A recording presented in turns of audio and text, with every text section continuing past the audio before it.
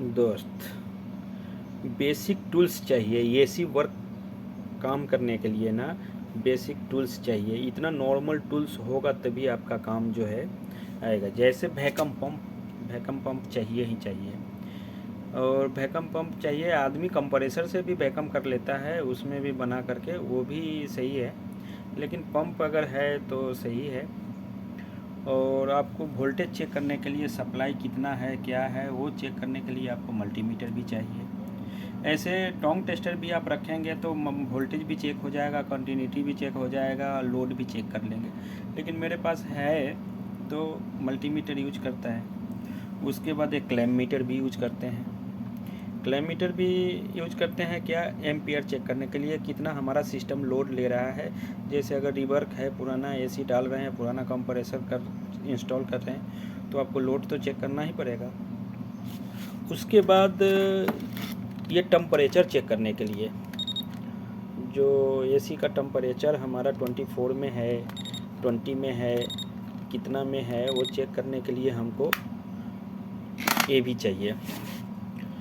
और उसके बाद ये फ्लेयरिंग टूल है।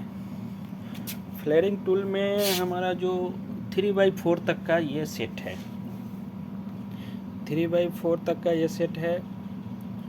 और इसमें क्या है कि ये ट्यूब बनाने का, ट्यूब को फैला करके आपस में ज्वाइंट करने के लिए ये सब दिया रहता है।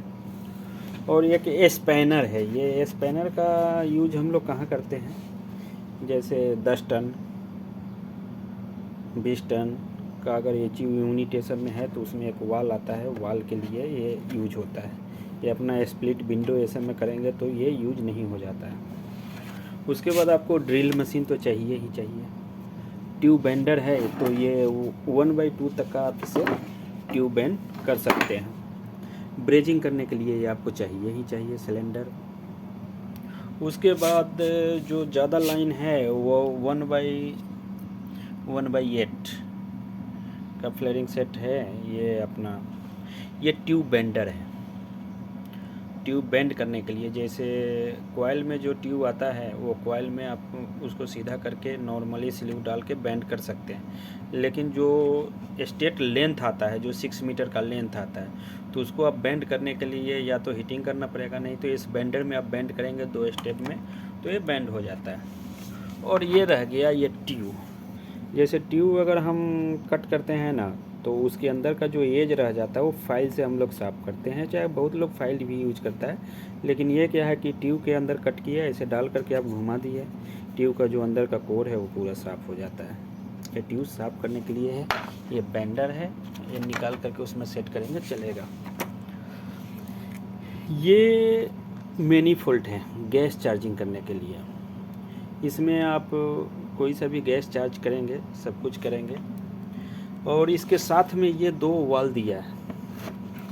ये वाल क्या है कि अगर गाड़ी का एसी का काम कर रहे हैं, 4 व्हीलर से ले करके वो कोई सा भी गाड़ी है तो ये आपको दोनों वाल लग जाएंगे, किसी भी कंपनी का गाड़ी हो कि ये हाई प्रेशर में लगेंगे और ये आपका लो प्रेशर।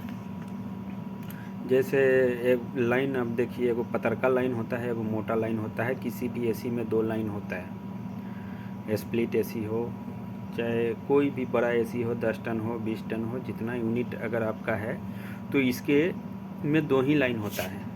ऐसे सेक्शन लाइन, लिक्विड लाइन, ऐसा डिस्चार्ज लाइन, सेक्शन लाइन, कोई सा भी मतलब बोलिए, लेकिन सीधा बोलिए अपने भाषा में, वो मोटका लाइन है वो पतरका लाइन। तो वो हिसाब से ऐसा भी है, गाड़ी में भी 2 लाइन है, एक मोटा है एक पतला है, एक लो प्रेशर एक हाई प्रेशर है।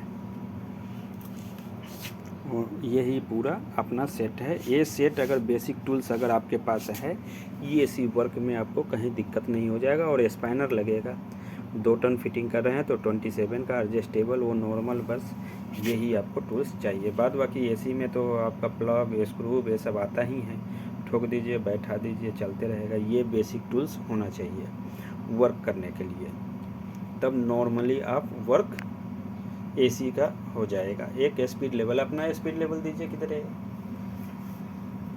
और जो बड़ा यूनिट का अगर आप काम कर रहे हैं, एक आपको स्पीड लेवल भी चाहिए। और जैसे रिवर्क कर रहे हैं, 5 टन का यूनिट का काम कर रहे हैं, ये सब का अगर यूनिट का काम कर रहे हैं तो आपको नाइट्रोजन भी चाहिए, नाइट्रोजन का घड़ी भी आपको चाहिए।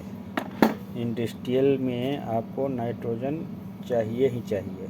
सिस्टम से आप लीक टेस्ट नहीं कर सकते हैं, क्योंकि आप नाइट्रोजन फिल करके लाइन का काम करके नाइट्रोजन फिल करके लीक टेस्ट करके प्रेशर होल्डिंग करके फ्लैशिंग करके तभी आप गैस ओपन कर सकते हैं।